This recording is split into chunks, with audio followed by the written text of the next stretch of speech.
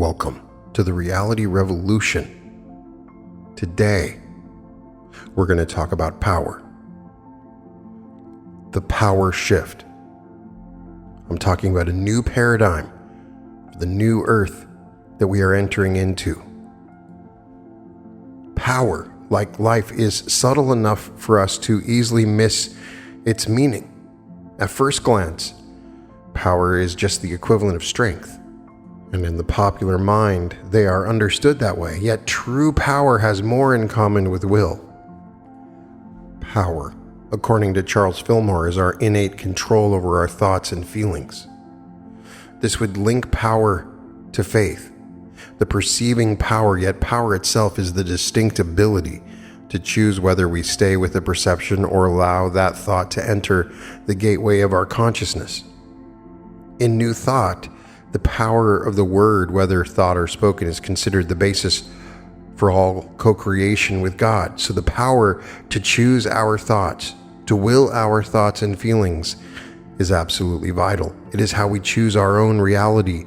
It is how we choose finally to become completely whole and one with the Creator. Philip is the disciple who represents power. The name Philip means lover of horses, which metaphysically means the master of the vital forces. For power to become master, however, it needs the power of will, and like will, the other powers as well, particularly wisdom, love, and understanding. Just think about power for a second. That word, power. What image does that word evoke for you? For me, a variety of images come to mind. Mostly images of nature.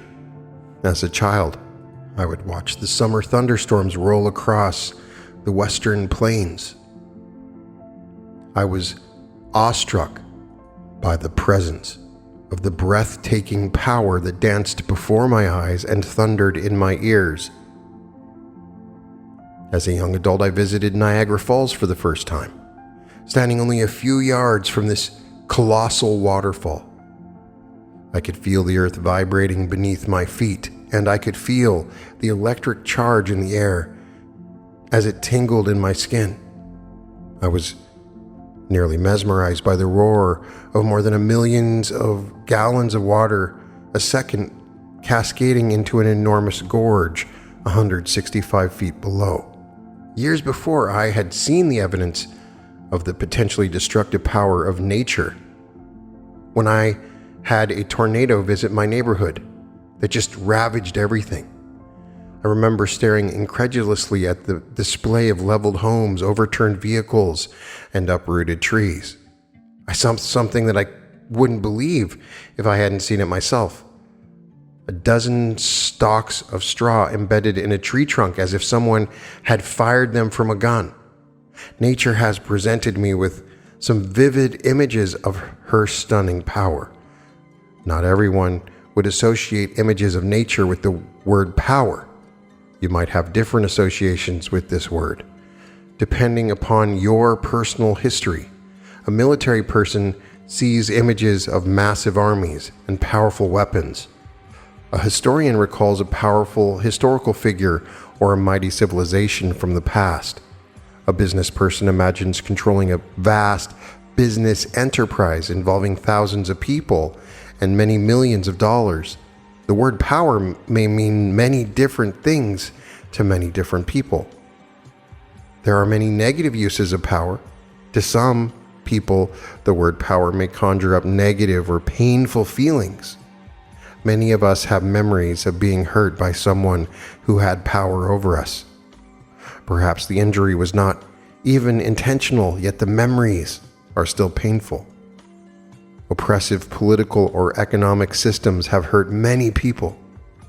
Religious institutions and religious leaders have been perpetrators of the misuse of power.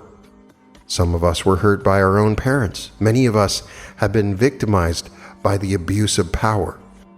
All too often, we hear about the negative uses of power. History is replete with stories of individuals, institutions, and nations tyrannizing the populace. Hitler, Stalin, Mao Zedong, Napoleon, Julius Caesar, Genghis Khan are just a few examples of individuals whose use of power has caused great suffering for many people. As a child growing up, I recall as some of my earliest memories seeing photos and videos of the mushroom cloud formed by the atom bombs dropped on Hiroshima and Nagasaki. I also remember seeing photographs and news clips of the horrors of Nazi concentration camps. Although I was too young to comprehend the meaning of these images, they were nonetheless burned deep into my psyche from a very early age. I did not understand why people did such things to one another. Many years later, when I first saw those images, to now, I still do not understand. Humankind's misuse of power has caused great suffering, as we learned from Spider-Man. With great power comes great responsibility. As you will notice in mainstream media, there are many stories dedicated to power, its abuse, and all of the things around it. And more, it appears that it's always true that absolute power corrupts absolutely. Humankind's misuse of power has caused great suffering. The continued abuse of power threatens the end of human life, and perhaps all life on this planet. In fact, we learned from the law of one that there are other planets in our solar system that have been destroyed with the abuse of power. Not only humans, but all living species on our planet have suffered from our abuse of power. This short-sightedness has caused the extinction of many species of plants and animals and seriously disrupts the ecology of the earth itself. Our use of power must undergo a radical shift if we are to survive the new earth. We are understanding power. Oftentimes I have said on the podcast that this third density illusion is about learning lessons of love. Love and power are on the same hand, and we're also learning lessons of power because love brings power, and power can also bring love.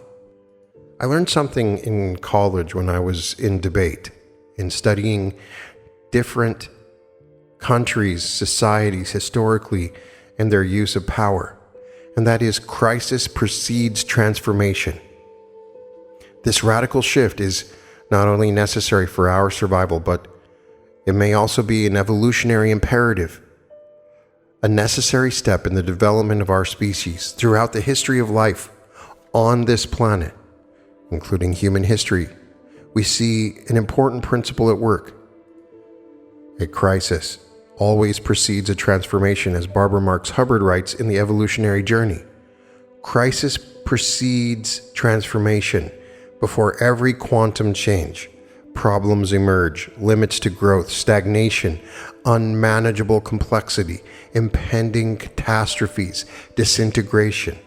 From the perspective of the present, the crises look like mistakes, deadly errors in the system. But from the perspective after the quantum transformation, these problems are seen to be evolutionary drivers, vital stimulants which trigger astounding design innovations. At the time of the crisis, we are usually enmeshed in the belief that something is wrong. Only with the perspective of time, often many years, do we see the crisis in a different context, a birthing of something radically new. Pierre Teilhard de Chardin was another visionary who saw our present crisis as part of an evolutionary imperative. A Jesuit priest and a renowned paleontologist, Teilhard formulated a view of the physical universe as a dynamic manifestation of ever-evolving consciousness. We previously discussed Teilhard in our episode on AI. In this system that Teilhard discusses, humanity as a species is an essential link in the progressive unfoldment of consciousness from the most primal substance of the universe to the culmination of all evolution, which Teilhard referred to as the omega point, conscious oneness with God. Evolution, according to Teilhard, occurs in stages. The development of conscious occurs within each stage according to a pattern of increasing complexity. This complexity is also the same term for density. When a certain threshold of complexity is reached, a convergence takes place, a critical point at which evolution can make a quantum leap into an entirely new level of consciousness. Teilhard recognized the period immediately before the quantum leap as being very critical, a time of great crisis. In the Chinese language, the word for crisis is formed by a combination of two other words, one meaning danger, the other opportunity. The Chinese long ago recognized a crisis as a dangerous opportunity. The English word crisis is derived from a Greek word meaning to decide, and one of the dictionary definitions of crisis is a crucial turning point. Indeed, we are at a point of decision, a turning point, a crisis. So the bad news may be good news after all. Our corruption of power may simply be a sign of our evolutionary immaturity. Our awareness of the grave danger facing us may be a sign that it is time for us, as a species, to grow up. As children, we could perhaps afford to be self-centered and short-sighted. As adults, we cannot, for we may finally be seeing that continued immaturity may lead to self-destruction. To avoid self-destruction, we must learn to use our power wisely, to help us envision the right use of power in the next century and the next millennium. Let us briefly look at the past millennium and examine the ways in which we experienced our power at that stage of evolution. In the 10th century CE, most of Europe was dominated by the Christian Church. The vast majority of individuals lived with very little sense of personal power. For the average man, it would seem that the king owned his body and the church owned his soul. His life and fate were determined almost completely by the land barons, the aristocracy, and the church hierarchy. Women and children had even less power, for they were considered little more than the property of their husbands or fathers. Most people's belief systems and senses of values were dictated almost exclusively by the church and its officials. Humankind's relationship with God was that of a helpless child at the mercy of an omnipotent and often angry God. Virtually all power, spiritual, political, and economic, was highly concentrated within the hands of a few elite individuals. It would appear that the average person felt quite powerless, a victim of the world and the universe in which we lived. About 5 centuries later, approximately halfway through the last millennium, a radical shift began to occur. A rebirth, a renaissance began to take place within the Western world. The Reformation would soon occur within the Christian Church. The scientific revolution was about to emerge. An age of enlightenment would follow. Suddenly, it would seem humankind was beginning to find a new vision of itself and a new sense of its own power, no longer a victim of forces beyond its control, no longer in servitude to political or spiritual overlords. Humanity began to awaken to its powers of reason. I think, therefore I am. These words, written by the French mathematician René Descartes, underscores the emphasis on the power of reason and inquiry, not simply revelation as a source of truth. God began to take a back seat to reason. With each passing century, God's importance in human life would seem to shrink to near nothingness.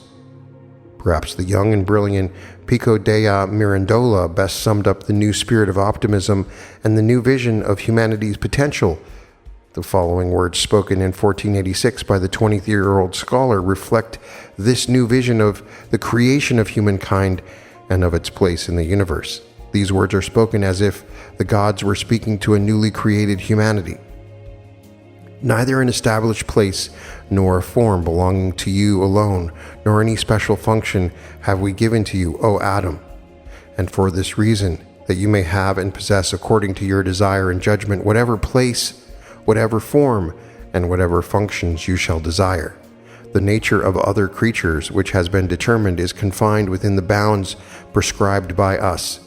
You, who are confined by no limits, shall determine for yourself your own nature, in accordance with your own free will, in whose hand I have placed you. Within 3 decades after Pico's oration, Columbus would discover the New World. Copernicus would make the first astronomical observation and outline his heliocentric theory of the solar system. Leonardo da Vinci would paint the Last Supper. Erasmus would translate the New Testament into Latin. Michelangelo would complete his famous painting in the Sistine Chapel, and Martin Luther would post his 95 Theses on the church door at Wittenberg, thus beginning the Protestant Reformation. Clearly, Western humanity was throwing off the shackles of victim consciousness and declaring itself, through the power of reason and scientific inquiry, a victor over the forces of nature and the circumstances of its birth. This attitude of victor has remained with us for several hundred years. Moving from the victim to victor seemingly has served us well. One simply has to look at the progress we have made in the last 5 centuries. We've created a mighty civilization that rests largely upon the foundation of science and reason, and upon the attitude that we are to be victors, not victims of life. With this new identity of victor, we have used our power to effect changes in our environment and in our lifestyle. Through the power of technology, we have radically altered the world around us, and we have changed the life of virtually every human being on earth. Through the power of the written and the spoken word, we have influenced the minds and the hearts of countless numbers of people. Through political and military power, we have altered the lives of millions of people, sometimes in rather horrific ways. We have become extremely adept at understanding and changing the world around us, but have been woefully inept at understanding and changing ourselves. We've mastered nature and mastered nations, but we have failed miserably at mastering our consciousness. Albert Einstein once observed, "The unleashed power of the atom has changed everything save our modes of thinking, and we thus drift toward unparalleled catastrophes." We have unleashed the forces of nature, but remain ignorant of our own nature.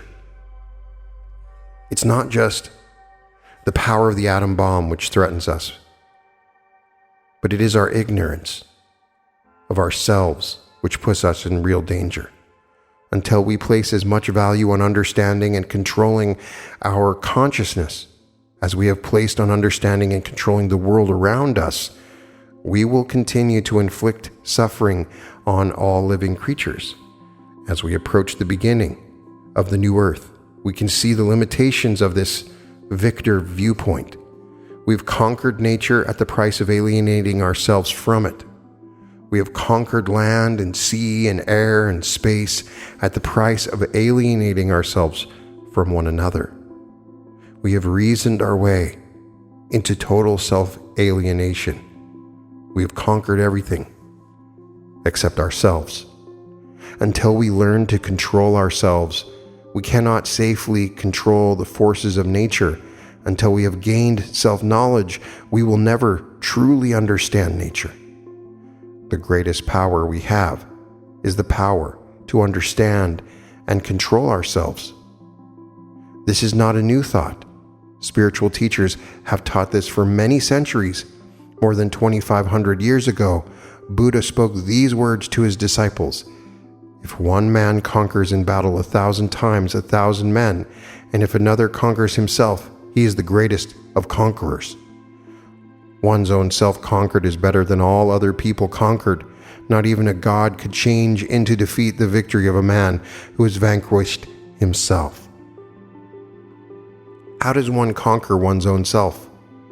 The Buddha developed an elaborate system of instruction that answers this very question.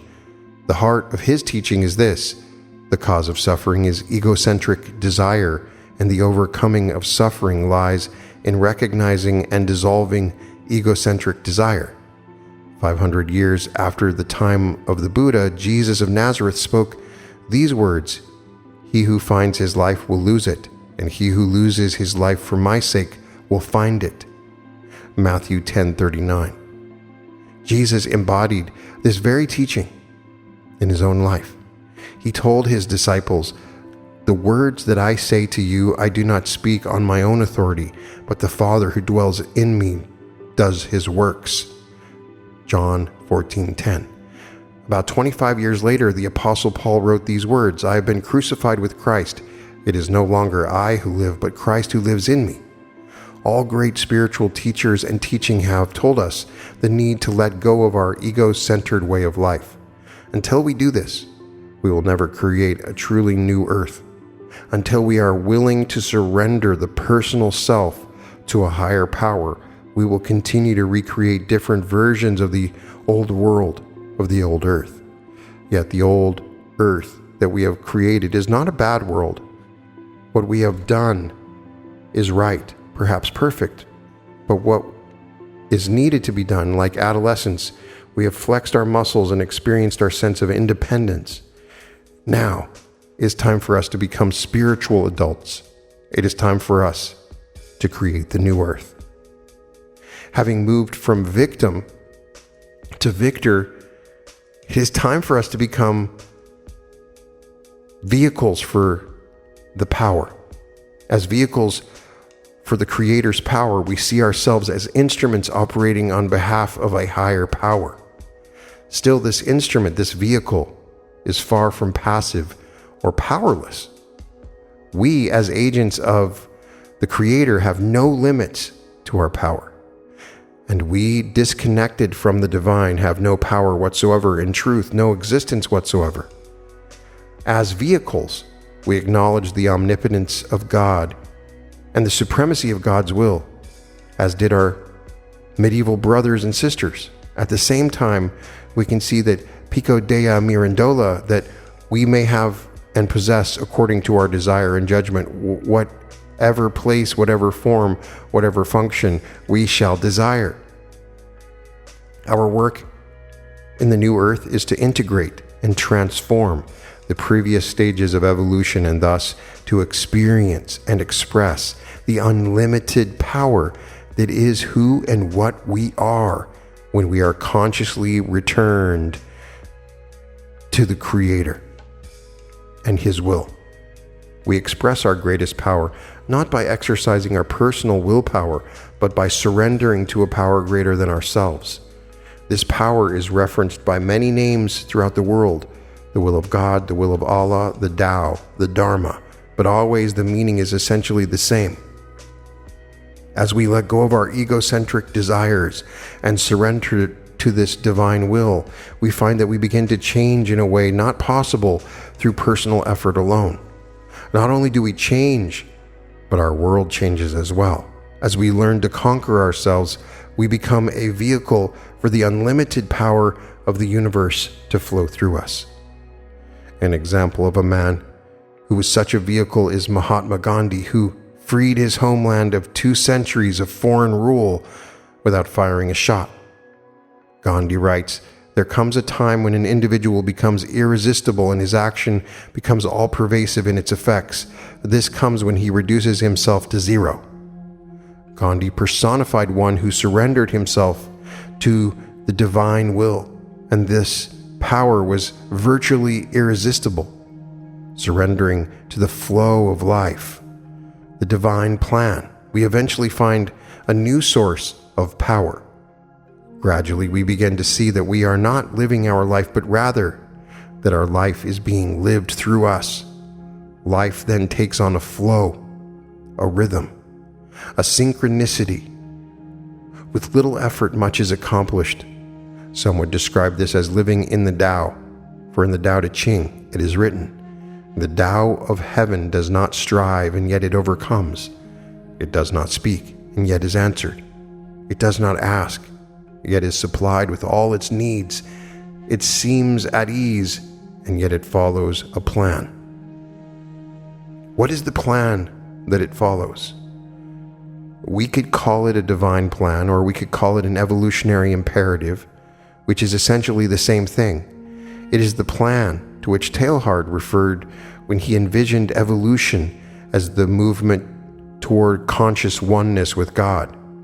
We best prepare ourselves for this next step in our evolution when we move to the new earth, when we surrender our personal will to the divine will of the social memory complex, when we surrender our limited human power to the unlimited divine power. It's a conscious surrender. Let's remind ourselves that this act of surrender is not only an evolutionary imperative, but may be essential to our survival on this planet. We are slowly awakening to the fact that all of humanity is, in a sense, one body on this planet. In a physical body, each organ in the body and each cell in the body surrenders its will to a greater will, which is the intelligent life force in the body. When each organ and each cell, under the direction of the DNA molecule within the cell, is attuned to this life force, the body experiences a state of wholeness. When the organs or the cells are out of attunement with the life force, the body experiences a state of disease.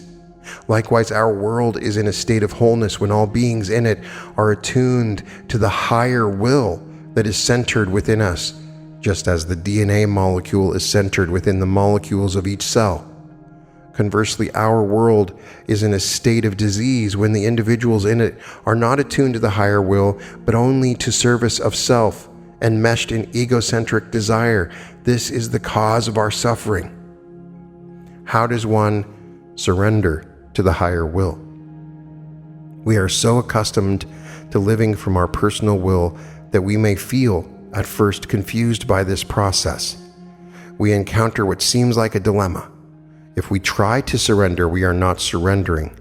This is like trying to relax. We don't relax by trying, but by not trying, by letting go of personal effort. Surrender is much the same. We don't do it through effort, but rather by letting go of all personal efforting. Yet our letting go must be deliberate and conscious. We do not surrender by simply becoming unconscious and falling asleep. Perhaps one way to discover what the experience of surrender is lies in looking at what it is not. It is not giving up or quitting. It is not resignation or despair. Surrender is not abdicating responsibility for the way we live our life. Surrender is a conscious giving over of oneself to something greater in service to others. It is living responsibly and skillfully by allowing a higher power to direct the course of our life. Surrendering to the higher power does not necessarily mean that we sit and wait for God to do something for us, or that we always wait for God to tell us what to do. We are the God that we are surrendering to. We are stuck within these bodies, and because of the veil, we're only aware of our selfish desires. We are actually the higher power we are surrendering to. We are not surrendering to another. A skillful sailor does not simply hoist the sails and make the wind responsible for directing the boat's course. The sailor uses the wind to power his boat by surrendering to the wind in a skillful way. Likewise, an expert canoeist surrenders her canoe to the flow of the river, yet remains alert and responsible for cooperating with that flow. Being surrendered does not mean being a doormat for others to walk upon. We can say and do what is necessary to protect ourselves in the world. Being surrendered is that once we're done with our imagining, we let life unfold. We ask for what we want. We voice our opinion. We declare our word. And then we act when we need to act, but we are not attached to results. Being surrendered means making a conscious choice to live while being constantly guided by the statement, "Not my will, but thine be done." Not the will of your body within this limited reality that you're in, but the will of you in the outer reality of who you are. It means being in a world in a way in which we speak and act responsibly, but always within the context that thy will be done. Because within this world and the veil and our lack of access to intelligent infinity, we know nothing. We have no idea what's going on. We know there's this greater power, and that is why we are allowing ourselves to let go. How do we know God's will? If I'm saying that you are God, isn't your will God's will? The truth is we may not always consciously know what the will of the higher creator within us is. We may not hear voices or see signs and wonders telling us what the will of our higher self is, but as we pray for guidance, practice listening in the silence of meditation, and continue to affirm thy will be done, we can be assured that indeed it is being done, even if through erroneous perception or poor judgment we make what seems like mistakes. We will find ourselves living in a state of grace and happiness that somehow brings us back on course. Remember, surrender means that we are not doing the work, it is being done through us. So we're learning about power from our God self, not from our limited individual egocentric self. One way to discover the divine will for your life is to explore your soul's deepest desire. The desire of your heart in Lessons in Truth, Dr. Emil Cady writes, "Desire in the heart is always God tapping at the door of your consciousness." We are here on earth individually and collectively to express God's will. Humanity as a species is part of a divine plan that is seeking expression through the process of evolution. We as individuals likewise have divine plans that are unique to each of us. No one can tell us exactly what that plan is. Only we know, for it is hidden deep within our hearts. Only through listening to the heart, in meditation, through the practice of self-awareness, through a commitment to fulfill our destiny, do we discover and fulfill the divine plan of our true self. As we more fully surrender to the will of the Creator, we eventually find that our personal will is in perfect alignment with the greatest good for all life. Ultimately, our will and God's will become as one as we tune into our true self. We find no difference between that which brings us true joy and that which serves the greater good for everyone and everything. Within each soul, a divine plan guides its evolution. Within the collective soul of humanity, a divine plan directs the path of our evolution. The evolutionary design to which Teilhard and Hubbard and others have alluded is a divine, infinite intelligence operating throughout all of creation. The same intelligence that has created the universe, the earth, and the life forms on earth is God's will at work in you right now. The same intelligence which enables me to write and then read these words is that same intelligence within you. It enables you to listen to these words and guide you through the next step of your evolution. Just as a skillful canoeist aligns the canoe with the swiftest flow in the river, as we live centered within this universal will of the Creator, we are aligning ourselves with the divine plan as it continuously flows and unfolds, and through each of us, when we choose to serve others, we tune into that flow. When we are spiritually asleep, when we are willful, when we are motivated by fear and anger, when we are moving against the flow, caught in a back eddy, stuck in our own sense of separateness, as we let go, as we pay attention to the prompting of our soul, and as we trust the divine plan at work in our life, we move into harmony with the spirit of evolution that inexorably carries us collectively and individually forward into the next stage of the process leading to Omega, conscious oneness with God. We see that our present crisis, with all its dangers, carries with it an unprecedented opportunity. Building upon thousands of years of our history and millions of years of evolution, we now stand poised on the threshold of a quantum leap in consciousness with new technologies like artificial intelligence and quantum computing, so many other things. An essential part of this readiness lies in mastering our use of the power that we have been given and that we will be given with new technologies. Only when we are ready to fulfill our potential for a greater power. The key to mastering our use of power lies in surrendering our personal ego-centered power to a higher power, to become individually and collectively a vehicle for the only power in the universe, God, the good, the omnipotent, the Creator. This is the power that needs to shift. We have immense power now, and you can find all kinds of power for yourself. I promise. But your true power lies when you begin to serve others and choose to let go of your ego. That is the true power shift. You can find all episodes of The Reality Revolution at therealityrevolution.com. And welcome to The Reality Revolution.